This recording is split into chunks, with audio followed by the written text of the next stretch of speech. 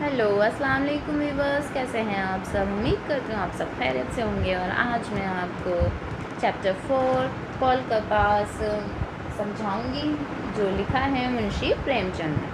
तो आज हम पहले इनकी बायोग्राफी पढ़ लेते हैं। प्रेमचंद की पैदाइश बनारस के एक गाँव लम्ही में हुई। उनका असल नाम धनपत राय था। उनकी इब्तदाई तालीम गाँव के मदरसे में हुई। मैट्रिक पास करने के बाद 1899 में बनारस के करीब चुनारगढ़ के एक मिशन स्कूल में स्टंट मास्टर की हैसियत से मुलाजिम हो गए। 1905 में कानपुर के ज़िला स्कूल में उस्ताद की हैसियत से उनका तकर्रर हुआ। प्रेमचंद को लिखने का शौक़ बचपन से था। उन्हें क्या शौक़ थे? उन्हें लिखने का शौक़ था बचपन से। उन्होंने ज़िंदगी के दुख दर्द को करीब से देखा। ठीक है, उन्होंने ज़िंदगी के दुख दर्द को करीब से देखा और महसूस किया था। यही वजह है कि ज़िंदगी के मसाइल उनकी तहरीरों का मौजू बन गए। इसी वजह से उनकी जो तहरीर हैं, मसाइल हैं, उनके तहरीर और मसाइल ज़िंदगी यही वजह है कि ज़िंदगी के मसाइल उनकी तहरीरों का मौजू बन गए। ठीक है, ये भी जो हम पढ़ेंगे कॉल का पास, ये कहानी है। ठीक है, इनकी ज़बान बहुत सादा और सलीस थी। इनके बेशतर नावल और अफसाने देहाती ज़िंदगी से ताल्लुक़ रखते हैं।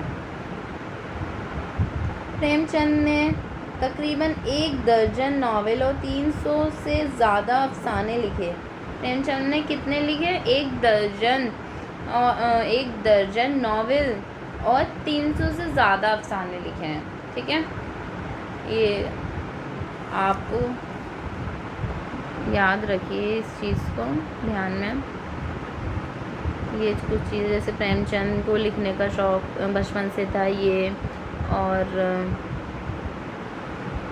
उन्होंने ज़िंदगी के दुख दर्द को बहुत करीब से देखा और महसूस किया है। और एक ये बात थी, 1905 में कानपुर जिला स्कूल में उस्ताद हो गए। ठीक है, ये बाद में हुए, और 1899 ये चीज़। ठीक है,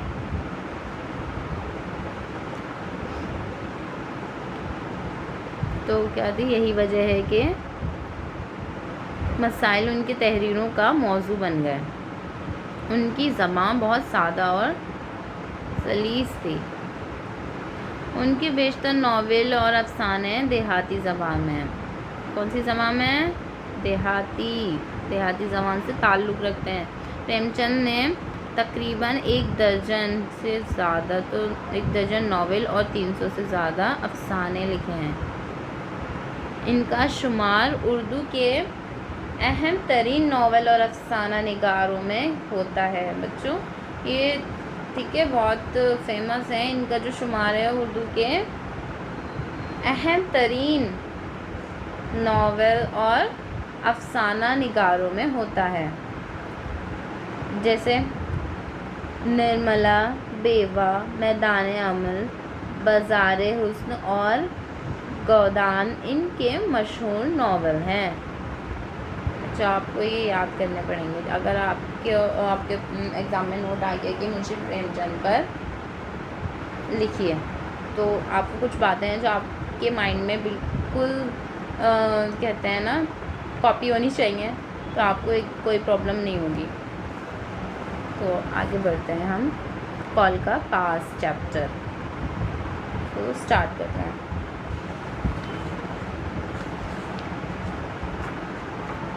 अकबर बादशाह मुग़लों का बहुत मशहूर बादशाह गुज़रा है। इसने लड़ाइयाँ लड़कर हिंदुस्तान का बहुत सा हिस्सा फ़तेह कर लिया था। एक राजपूताना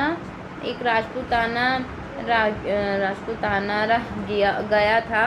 अकबर ने चाहा कि उसे भी फ़तेह कर ले और वहाँ भी सल्तनत करे। यह इरादा करके राजपूताना पर फौज कशी की।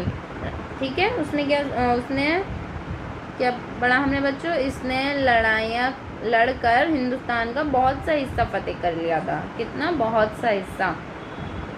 एक राजपूताना रह गया था, मतलब एक हिस्सा कुछ रह गया था राजपूताना का, कुछ हिस्सा रह गया था वहाँ। अकबर ने चाहा कि उसे भी फतेह कर ले। ठीक है, क्या चाहा उसने भी फतेह कर ले, इसलिए उसने वहाँ भी राजपूताना पर फौज कशी की। उसने वहाँ क्या किया? राजपूताना पर फौज भिजवा दी, मतलब राजपूतों पर। राजपूत अपना मुल्क बचाने के लिए लड़े तो बड़ी बहादुरी से लड़े। राजपूत अपने मुल्क बचाने के लिए लड़े, बहुत बहादुरी से लड़े, मगर आखिरकार उनके पाँव उखड़ गए। ठीक है, मतलब वो हार गए। राजपूतों का सरदार राणा प्रताप सिंह। कौन था राजपूतों का सरदार? राणा प्रताप सिंह अपने बाल बच्चों को लेकर किसी जंगल में जा छुपा। राजपूतों का सरदार कौन था? राणा प्रताप सिंह अपने बाल बच्चों को ले जाकर कहाँ छुपा? जंगल में जा छुपा।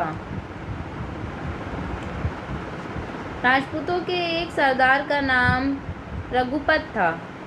ठीक है, एक सरदार का नाम रघुपत था। ये बड़ा बहादुर और जरी था। इसने कुछ लोग अपनी फौज में दाखिल कर लिए थे और उनको साथ लेकर लड़ा करता था। ठीक है, उसने कुछ लोग अपने साथ कर लिए और उनको साथ लेकर लड़ा करता था। उसने बहादुरी में ऐसा नाम पैदा कर लिया था कि बड़े बड़े मुगल उसका नाम सुनकर घबरा जाते थे। अकबर के सिपाहियों ने बड़ी कोशिश की कि किसी तरह इसको पकड़ लें, मगर वो एक जगह कब रहता था वो उसे पकड़ सकें। ठीक है, वो एक जगह ही नहीं रहता था जो उसे पकड़ सकें, और सिपाहियों ने बहुत कोशिश की कि उसे पकड़ लें, लेकिन वो नहीं पकड़ पाए। रघुपत सिंह की एक बीवी थी और एक इकलौता बेटा था। ठीक है, ये याद रखिएगा, बीवी थी और इकलौता बेटा था। कितने बेटे थे उसके? कितने नहीं थे, एक ही बेटा था, समझे? याद रखना ये बात। जब वो अपने दुश्मनों से लड़ने को घर से निकला था, उसका बेटा बहुत बीमार था, लेकिन उसने ना तो अपने बीमार बच्चे का ख्याल किया ना बीवी का। मुगलों से लड़ने को घर से निकल खड़ा हुआ।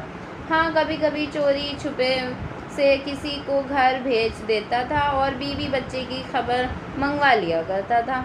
रघुपत सिंह को पकड़ने को अकबर बादशाह ने बहुत सी फौज भेजी, मगर वो किसी के हाथ ना आया। फिर बादशाह ने उसके घर पर पहरा बैठा दिया। ठीक है, बादशाह ने क्या किया? उसके घर पर पहरा बैठा दिया, मतलब सिपाहियों को भेज दिया कि अगर आएगा रघुपत तो पता चल जाएगा उसे और वो सिपाही पकड़ लेंगे। अकबर का ख्याल था कि किसी दिन रघुपत सिंह अपने बाल बच्चे से मिलने को ज़रूर घर आएगा, बस इसी दिन सिपाही उसको पकड़ लेंगे। इधर किसी ने रघुपत सिंह को खबर कर दी कि तेरा बेटा दो घड़ी का मेहमान है, चलकर उसे देख लें, क्योंकि उसका बेटा बीमार था और वो लड़ने के लिए मुगलों से निकल चुका था अपने घर से, लेकिन फिर उसे किसी ने खबर कर दी कि तेरा बेटा दो घड़ी का मेहमान है, उससे जाकर मिल लो। ठीक है, ये सुनकर रघुपत सिंह बहुत घबरा गया। अपने बेटे की ये खबर सुन ले कोई तो घबरा ही जाएगा। वो एकदम घबरा गया। सूरज डूब रहा था। ठीक है, शाम हो रही थी, मीन्स जंगल में सफ़र करने का वक्त तो नहीं था, मगर रघुपत ने सोचा कि अगर मैंने ज़रा भी देर की तो शायद मैं लड़के की सूरत भी ना देख सकूं। तो वो निकल गया। ठीक है, सूरज ढलते वक्त ही निकल गया। जंगल में ऐसे वक्त जाना ठीक तो नहीं, लेकिन फिर भी वो चला गया। इसी वक्त चलना चाहिए। ठीक है, रघुपत सिंह इसी वक्त चलने को तैयार हो गया।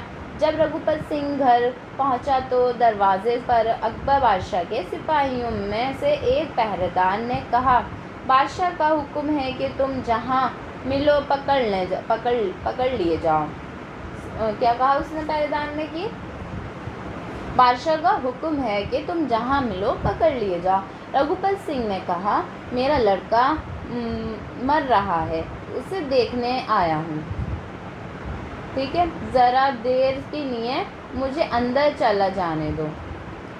उसने क्या कहा बच्चों, मेरा लड़का मर रहा है, मैं उसे देखना चाहता हूँ, मुझे जाने दो अंदर, अभी देखकर लौट आता हूँ। उसने कहा, मैं बस जाऊँगा और देखकर लौट आऊँगा, मेरा बेटा मर रहा है, मुझे मतलब उसे देखना है, इस वक्त जो जी चाहे कर लेना। ठीक है, उसके बाद मतलब मैं लौट आऊँ तो जो जी चाहे कर लेना। मैं राजपूत हूँ, झूठ हरगिज़ ना बोलूँगा। क्या कहा उसने, मैं राजपूत हूँ, झूठ हरगिज़ ना बोलूँगा।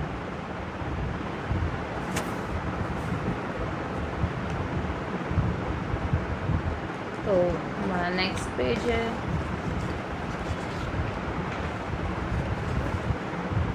सॉरी,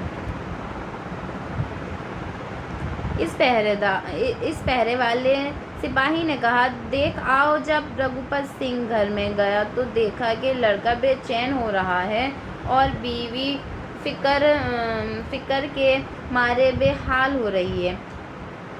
मियाँ को देखकर बीवी की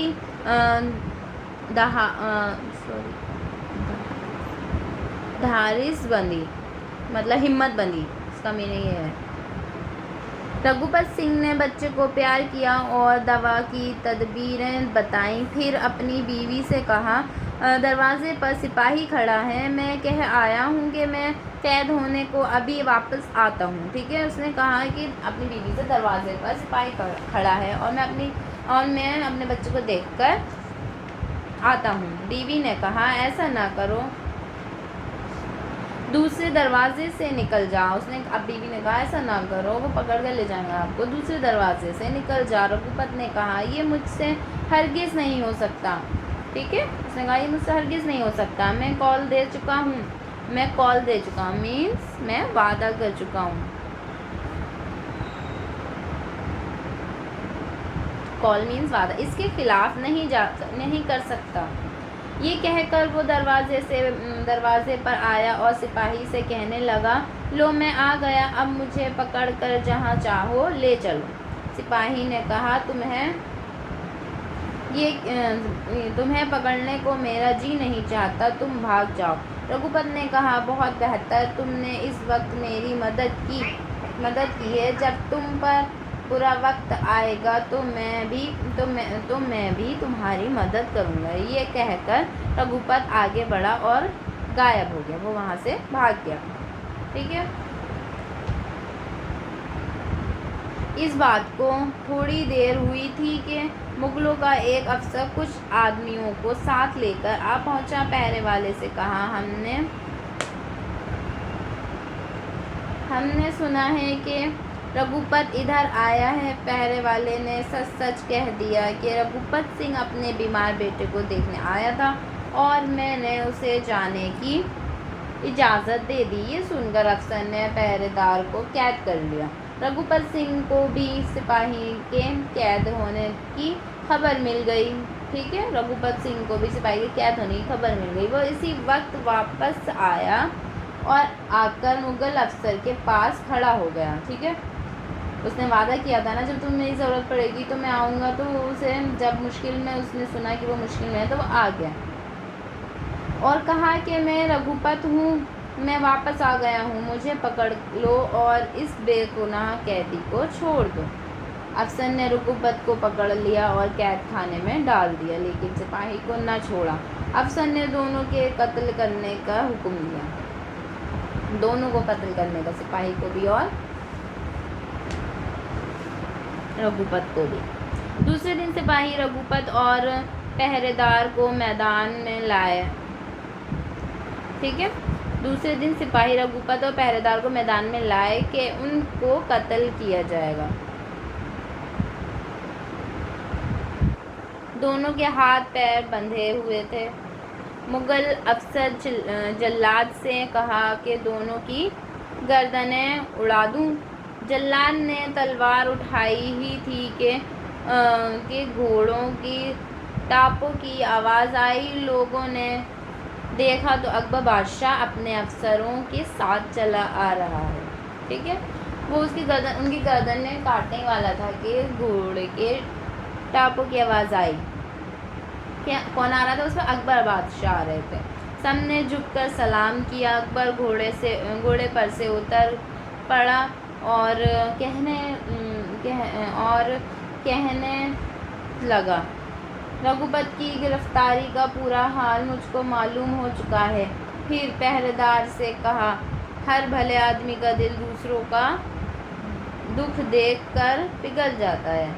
मुझे मालूम है कि इस राजपूत की तकलीफ देखकर तुम्हारा दिल भी भर आया था, इसलिए तुमने इसको छोड़ दिया था। इसमें तुम्हारा कोई कसूर नहीं है। अगर कुछ है भी तो मैंने माफ़ किया। ठीक है, अकबर ने माफ़ कर दिया पहरेदार को। मुझे ऐसे ही सिपाही चाहिए जो अपने बादशाह से ज़्यादा खुदा से डरता है।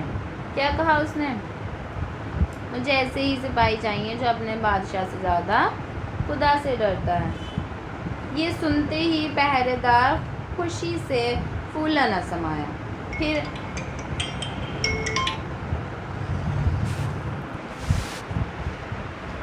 अकबर ने रघुपत की तरफ कर कहा, मुझे पहले ये मालूम न था कि बहादुर राजपूत बाद के इतने धनी होते हैं। तुम्हारी बहादुरी और वादे से मैं बहुत खुश हुआ। मैंने तुमको भी छोड़ा। रघुपत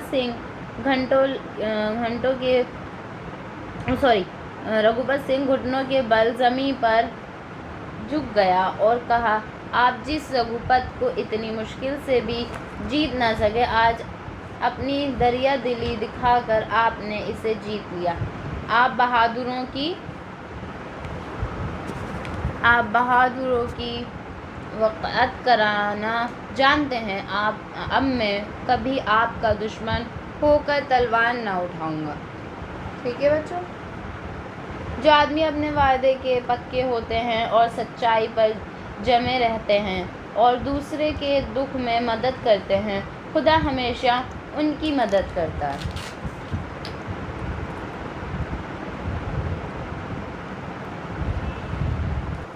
ओके, तो आपका ये चैप्टर कंप्लीट होता है। तो हमें इससे बच्चों क्या पता चल रहा है कि इसमें क्या बताया गया है? इसमें बताया गया है कि हमें वादा खिलाफ़ी नहीं करनी चाहिए।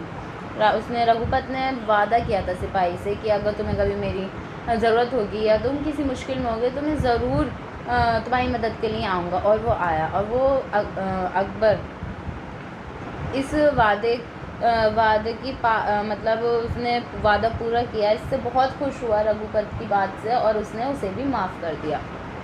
उसकी दरिया दिली देखकर रघुपत ने कहा कि मैं कभी भी आपके दुश्मन बनकर आपके ऊपर तलवार नहीं उठाऊंगा। ओके, तो हमारा ये चैप्टर यहाँ कंप्लीट होता है। तो हमारे अल्फाज मायने हैं, फतेह का होता है जीत, फौज कशी का होता है हमला चढ़ाई, जरी का होता है जंगजू बहादुर, और कौल मतलब वादा, दरिया दिली मीन्स फ़राग दिली मतलब उसका दिल अच्छा था, वो माफ़ करने वाला दिल था उसका। वक़ात इज़्ज़त। गौर कीजिए, इंसान को अपने वादे का पक्का होना चाहिए। जो लोग वादे के सच्चे होते हैं उन्हें ज़िंदगी में इज़्ज़त और कामयाबी ज़रूर मिलती है। ठीक है, तो ये आपके क्वेश्चन आंसर हैं।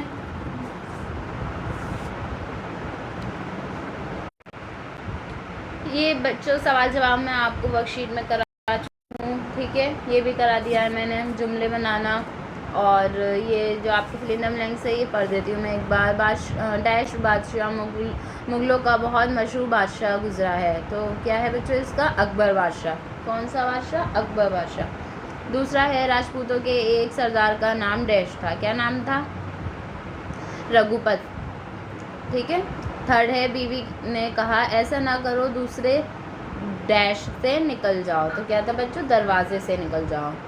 दूसरे दिन डैश रघुपत और पहरेदार को मैदान में लाए। ठीक है, तो क्या है हमारा इसका, सिपाही। कौन लाया मैदान में, सिपाही लेकर आया। तो पांचवा है, जो आदमी अपने डैश के पक्के होते हैं खुदा हमेशा उनकी मदद करता है। तो क्या आएगा यहाँ पे, वादे। जो आदमी अपने वादे के पक्के होते हैं। ओके, नीचे लिखे हुए लफ्ज़ों से वाहिद की जमा और जमा की वाहिद बनाए। ये भी मैं आपको करा चुकी हूँ। ठीक है, तो मैं एक बार पढ़ देती हूँ फिर भी। ठीक है बच्चों, तो हमारा है अफवाज। अफवाज का वाहिद आएगा फ़ौज। तदाबीर का है तदबीर, और मदद का जमा है इमदाद। मुल्क ममालिक, सफ़र का आएगा असफ़ार। ठीक है, नीचे लिखे हुए लफ्ज़ों से मुज़क्कर से मौनिस और मौनिस से मुज़क्कर बनाइए। तो हमारा है बादशाह। बादशाह का मौनिस है बेगम। घोड़ा का मौनिस है घोड़ी। लड़के का है लड़की। औरत का मर्द, और बेटी का बेटा। नीचे लिखे हुए मुहावरों को जुमलों में इस्तेमाल कीजिए। तो हमारा है पाँव उखड़ना मीन्स ताकतवर फौज के सामने कमज़ोर और सिपाहियों के पाँव उखड़ना आम बात है। ठीक है, ताकतवर फौज के सामने कमज़ोर सिपाहियों के पाँव उखड़ना आम बात है। ढारिस बंधना, किसी हादसे पर दूसरा शख्स साथ दे तो ढारिस बंधती है। और तीसरा है कॉल देना, किसी को कॉल देकर उसे पूरा करना एफआई वादा है। ठीक है, कॉल मीन्स वादा। दिल भर आना,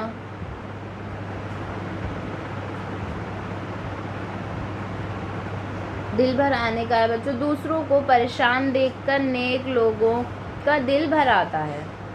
जो अभी मैंने चैप्टर पढ़ाया ना, सारे इसी में से सेंटेंसेस बनाए हैं ये मैंने। फूला न समाना का आएगा गैर मामूली कामयाबी पर अक्सर लोग खुशी में फूले नहीं समाते। क्या, गैर मामूली कामयाबी पर अक्सर लोग खुशी में फूले नहीं समाते। तो आपका अगला है, नीचे लिखे हुए लफ्ज़ों से के मुतज़ाद लिखिए। तो हमारा है सच्चाई का मुतज़ाद है बुराई, और बहादुर का है डरपोक। दुश्मन का है दोस्त। दुख का है सुख। कैद का है आज़ाद। मोहब्बत का नफ़रत। तो हम बच्चों बताना इसमें ख़ास और इसमें आम को अलग अलग कीजिए। तो अकबर, बादशाह, बहादुर, रघुपत, बेटा, राजपूताना, घोड़ा, ये दिए हुए हैं। तो हम कैसे करेंगे, इसमें ख़ास अलग लिख लेंगे, इसमें आम अलग लिख लेंगे। तो इसमें ख़ास क्या है, अकबर है। ये आपका इसमें ख़ास को बच्चों में सर्कल कर रही हूँ। ठीक है, अकबर और रघुपत, इसमें ख़ास है राजपूताना, इसमें ख़ास है। और जो इसमें आम है मैं उसे टिक कर रही हूँ, बादशाह, बहादुर, बेटा, घोड़ा। ठीक है, ओके, यह आपका चैप्टर कंप्लीट होता है अब। ठीक है, और ये दिए हुए हैं अमली काम दिया हुआ है। इस सबक से क्या नसीहत मिलती है, अपने अल्फाज में लिखिए। तो मैंने आपको अच्छे से समझा ही दिया है, और आप अपने अल्फाज में लिखेंगे तो ज़्यादा बेहतर होगा। इस सबक से हमें क्या है, इस सबक से हम ये नसीहत मिलती है। कैसे लिखेंगे हम, इस सबक से ये नसीहत मिलती है कि जो लोग अपने कॉल का पास करते हैं खुदा भी उनकी मदद करता है, और ये कि दूसरों के दुख दर्द में साथ देना हर शख्स का फ़र्ज़ है, और यही इंसानियत है। ठीक है, एक बार और पढ़ देती हूँ। इस सबक से ये नसीहत मिलती है कि जो लोग अपने कॉल का पास करते हैं खुदा भी उनकी मदद करता है, और ये कि दूसरों के दुख दर्द में साथ देना हर शख्स का फ़र्ज़ है, और यही इंसानियत है। ओके, तो आपका कंप्लीट हो गया। और ये आपका दूसरा है, अकबर की शख्सियत पर 5 जुमले लिखिए। उतना आता नहीं है ऐसे क्वेश्चंस, लेकिन जब बुक में दिया है तो मैं करा देती हूँ। चलिए, पहला है अकबर मुग़ल ख़ानदान का तीसरा बादशाह था। कौन सा? तीसरा। दूसरा है बड़ा पढ़ा लिखा ना होने पर भी वो बहुत ज़्यादा ज़हीन था। ठीक है, वो माइंडेड था बहुत, वो इलिटरेट था बिल्कुल, लेकिन फिर भी अकबर ने और तीसरी लाइन है अकबर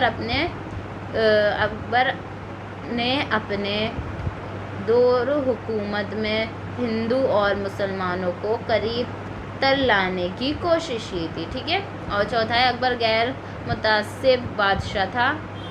पांचवा है अकबर की बहुत सी खूबियों की बिना पर उसे अकबर आज़म और मुग़ल आज़म भी कहा गया है। ठीक है, तो बच्चों आपका ये सबक यहाँ कंप्लीट होता है, और प्लीज़ ध्यान से करिएगा, और ज़रूर आप इसे अच्छे से समझेंगे तो ईज़िली आप अपना क्वेश्चंस कर सकते हैं। तो प्लीज़ मेरी वीडियो को लाइक करें, सब्सक्राइब करें, शेयर करें, और सब्सक्राइब करें बस। ठीक है, अल्लाह हाफिज़।